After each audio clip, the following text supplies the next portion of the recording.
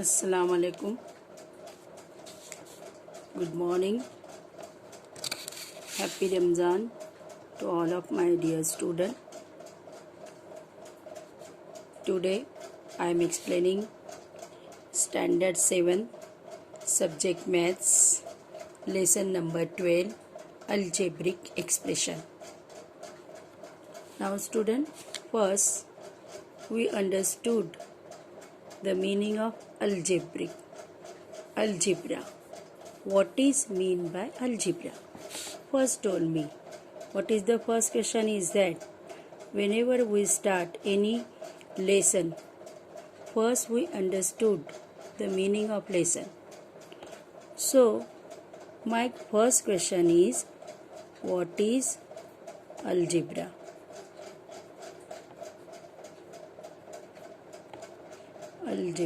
Algebra means what? क्या algebra मतलब आपने सुना होगा, देखा होगा.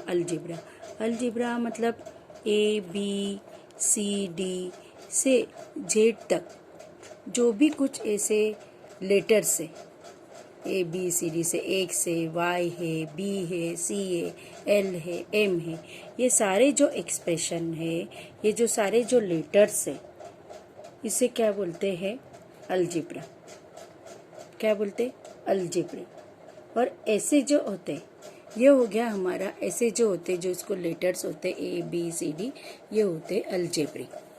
क्या होते? अलजेब्रिक. ये जो लेटर्स हो गए, सपोज X हो गया, Y हो गया, P हो गया, L हो गया, Q हो गया, इसमें से ABCD से लेके तो Z तक के जो भी ऐसे जो सिंबल्स होते हैं, जिसे आप लेटर्स बोलेंगे, जो भी बोलेंगे, इसे हम अलजेब्रिक बोलते हैं. अब now let us we see what is the expression. हो गया. Now it is the consider algebraic. Now we see the what is the expression. अब एक्सप्रेशन मीन्स व्हाट?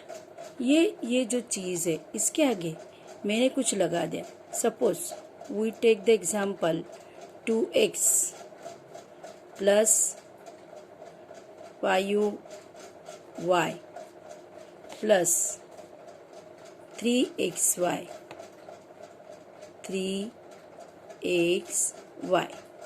प्लस 9. तो ये लेटर प्लस कुछ नंबर मैंने लिए. देखो, ये वाले नंबर, ये वाले नंबर, ये वाले number, and the sign is there. It will be plus और माइनस और whatever it be. So mixing of this number and this letter, we express something like this. We express this thing, that is called expression. So here it is the xy. This is the algebra, and though that's why it is called algebraic expression. That's why it is called algebraic expression. Understood?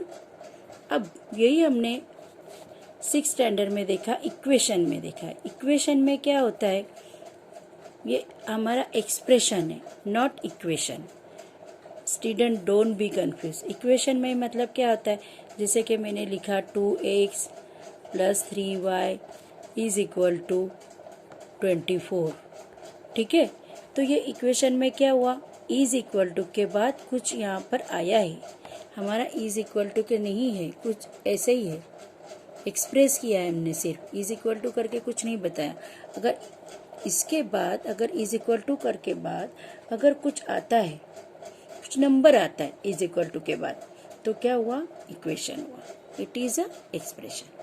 Now we see some point wise, one by one. In standard 7 we saw. तो कुछ हम एक एक चीज़ को point wise देखेंगे अभी. ठीक है, पॉइंट वाइज देखेंगे हम एक एक चीज़ को. फर्स्ट हमारा पॉइंट है अगर. क्योंकि ये लेसन समझने के पहले हमें कुछ पॉइंट समझना चाहिए. वो पॉइंट अगर समझेंगे, then you can solve your problem easily, and it is the base of your aid. अब मैं आपको कुछ कहूँ कि you have to put the term here, variable, constant, तो you have to know what is the term, term किसे बोलते हैं, कांस्टेंट किसे बोलते हैं, वेरिएबल क्या होता है, फैक्टर क्या होता है, you have an idea about this. So first we take the terms. First we take the terms. So now student, terms with what? ठीक है, हम यही जो इक्वेशन लिया है यही इक्वेशन को हम अभी बार बार यूज़ करेंगे. फर्स्ट हमने जो लिया है, सॉरी एक एक्सप्रेशन नॉट इक्वेशन, जो अभी अभी मैंने किया है. हर बार बच्चे आप कंफ्यूज होते हैं. It is expression. यही हम यहाँ पर एक्सप्रेशन लेंगे. हमने जो लिया है 2x plus 5y plus 3xy plus 9. अब इसके अंदर ये जो साइन है, ये साइन को हटा दो. ये साइन है, ये साइन है, ये साइन है. It may be negative also. ठीक है, पॉजिटिव और नेगेटिव कोई भी साइन हो सकते हैं, ऐसे नहीं कि पॉजिटिव. तो ये साइन प्लस और माइनस के साइन को हम हटा देते हैं यहाँ पर. अगर suppose minus sign is there तो जो भी साइन है इसको हम यहाँ पर हटा देते. तो ये जो चीज़ हुई, ये वाली 1, ये 2, ये XY वाली 3 और ये 9 वाली 4. तो हमारे पास कितने आई? 1 2 3 एंड 4. कितने हुए? 4. तो ये 4 चीज़ क्या हुए? टर्म्स. 4 चीज़ क्या हुए? टर्म्स. ये 4 टर्म्स हुए. ये एक्सप्रेशन में 4 क्या हुए? टर्म्स. ठीक है, अभी हमें यहाँ पर यहाँ वेरिएबल, ये इसके अंदर टर्म्स के अंदर साइन का भी ध्यान रखना है. अगर यहाँ पर माइनस साइन है तो आपको you have to put the minus sign here. Okay, so this is the term. Next we saw variable. Variable, अब what is the variable? Variable क्या चीज़ होती है? ठीक है, अब जो भी फर्स्ट हमने यहाँ पे से देखा अलजेब्रा है ना, जो ही देखा हमने एकदम स्टार्टिंग में हमने देखा है अलजेब्रा. तो अलजेब्रा मीन्स व्हाट? जो मैंने आपको स्टार्टिंग में बताया ABCD से लेके Z तक जो भी लेटर्स होते हैं वो क्या होते? अलजेब्रा होते है ना. फिर इसमें हम कुछ भी आया, M आया, N आया, P आया, Q आया, R आया, X आया, Y आया, Z आया, ये जो भी कुछ लेटर्स होते हैं इसके अलजेब्रा बोलते हैं. कुछ भी जो होते, तो ये जो हम यहाँ पर पुट करते ये नंबर के बाजू में, जैसे देखो यहाँ पे हमने किया है X, यहाँ पर है Y, यहाँ पर है XY पूरा है. देखो ये कुछ थिंग्स है, ठीक है, और यहाँ पे कुछ नहीं है. तो ये जो है X, Y, XY, this is the variable. This is called the variable. Okay. Next, students, we saw constant. It is constant, T-A-N-T. Constant, the name of for this you are having idea कि constant है मतलब fix है, not change. ठीक है, कोई भी चीज़ change नहीं होता है, जिसमें कोई भी वेरिएबल नहीं है, वो अकेला है. सपोज वही हम एग्जांपल लेते फिर से 2x plus 5y plus 3xy plus 9. अब इसमें वेरिएबल है, हाँ है.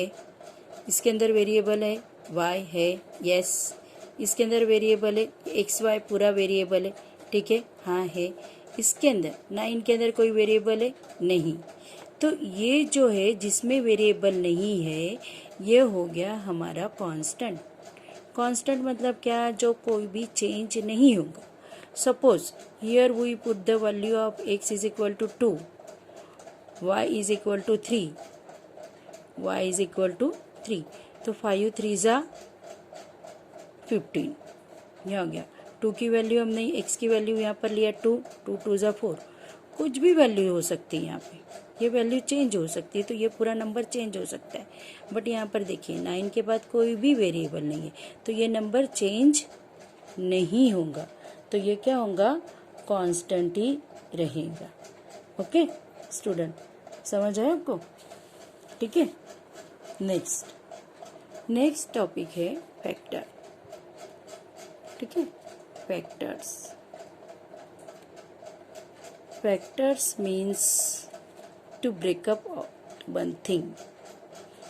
Suppose we take example of 15, ठीक है, हमने लिया एग्जाम्पल। इसके फैक्टर्स क्या होंगे? 5 और 3। 5 3 ज़ा 15 और 15 का भी होगा। 15 के और फैक्टर भी हो सकते हैं, एक 1 हो सकता है, दूसरा 15 हो सकता है। इसको हम नहीं देखेंगे, अभी हम इसको कंसिडर नहीं करेंगे। और ये जो 5 और 3 क्या हुआ, इसके फैक्टर हुए, जिसको मिलके एक टर्म बनती है, ठीक है। 5 3 ज़ा 15 हो गया, है ना। फिर हम दूसरे वापस ले सकते हैं कि दूसरा हम एग्जाम्पल यहाँ पे लेंगे 5 और y, ठीक है। एग्जाम्पल हम लेंगे, सेकंड एग्जाम्पल हम एग्जाम्पल 2 लेंगे फैक्टर के 5y। तो इसके क्या फैक्टर होगा? एक होगा 5, दूसरा फैक्टर होगा y। नेक्स्ट एग्जाम्पल हम 3 लेंगे, एग्जाम्पल 3 यही फैक्टर का सपोज दूसरा होगा। हम लेंगे कोई भी नंबर ले सकते हैं हम, 5xy 7xy कोई भी। तो इसके कितने फैक्टर होंगे? एक होगा 7, एक होगा x, एक होगा y। तो इसके फैक्टर्स होंगे 3, इसके फैक्टर्स होंगे 2। इस तरह से to break up of thing that is called factors. When number 5, next हम पॉइंट देखेंगे कोएफिशिएंट। क्या हम देखेंगे? कोएफिशिएंट। ये बहुत इम्पॉर्टेंट है, जो आप इसमें ज़रा भी मिस्टेक नहीं करेंगे। नेक्स्ट हमारा है पॉइंट कोएफिशिएंट, ठीक है।